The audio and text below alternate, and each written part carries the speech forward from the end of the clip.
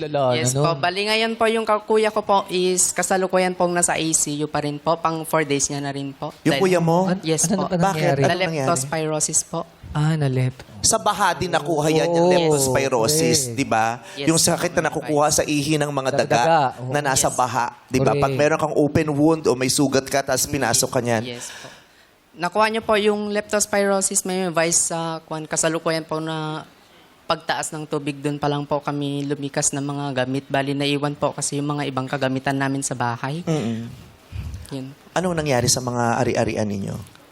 Nasira po yung mga dalawang electric fan, di po namin naisalba, tapos mga ibang gamit po. Yung bahay nyo nakatayo pa rin Bahay mo. hanggang ngayon? Yes po, nasira lang po yung mga bintana, tapos CR, tapos pintuan po.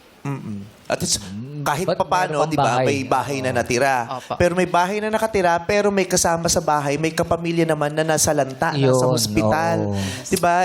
Iba, May gastusin iba din pa ang rin eh. dinanas Oo nila eh. eh. Di ba? May bahay nga, pero nangarag naman yung Correct. kaanak. Sa ICU pa. Yes. Yung mga magulang mo nasaan? Patay na po yung tatay ko po. December 26 po, magte-2024 po. Ilan kayong magkakapamilyang nasa bahay nung nasalanta kayo ng bagyo? Bali, 7 po kami may mabayis. Nung nag-evacuate naman kayo, Yes po, nag-evacuate po. Safe naman po kami lahat sa evacuation area po. maayos naman yung evacuation center. Opo. Ikwento mo nga sa amin, ilarawan mo sa amin, anong itsura ng evacuation center? Ito yung bahay nila. Ito yung bahay ng Barnet. Yes po, nandoon po sa likod banda, sir. Hindi pa pala yan, nasa likod pa pala. Ikaw. May puno kasi. Akala Hindi ko natin kita talaga. yung puno eh. May likod Yan po ng yung picture. puno. Tignan niyo po yung larawan na yan. Wala po dyan yung bahay nila kasi nasa likod, Sa likod pa po. pa, oh. Basta at least alam niyo yung dadaanan Oo, ngayon. Pag alam mo nakita yung way. niyo yung puno, yan yung landmark.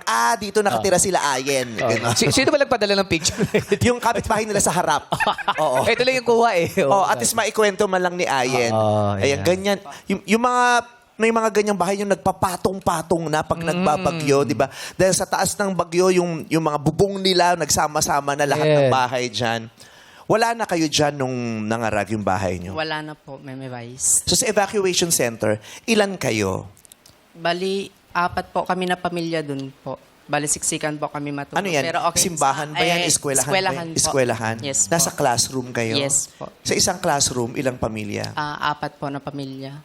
Tapos, bali, ang kasama ko lang po ng kapatid ko yung dalawang pinagpapaaral ko po na grade 10, grade 11 po. Tapos yung nanay ko po. Tapos yung isang kapatid Lagay mo rito yung mic, tapos dito mo ilagay yung mukha mo para sa liwa. Parang hindi namin marinig.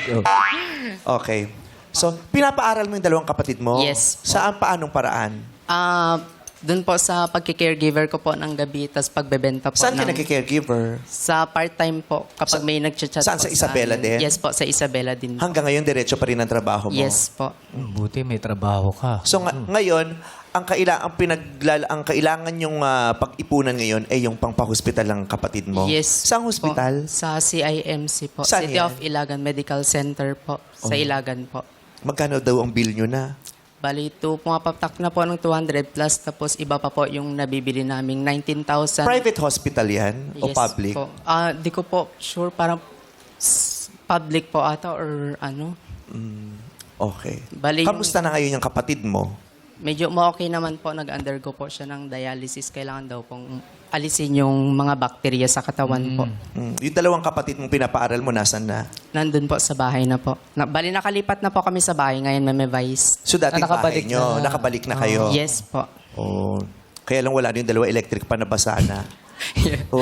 Pag sinaksak mo yung malamig na kasi umaambon kasi basa yung Para matuyo. sprinkler na siya ngayon. 'Di ba? Ngayon, ikaw, anong nakikita mo sa kinabukasan mo, Ayen, matapos itong pangyayari sa buhay mo?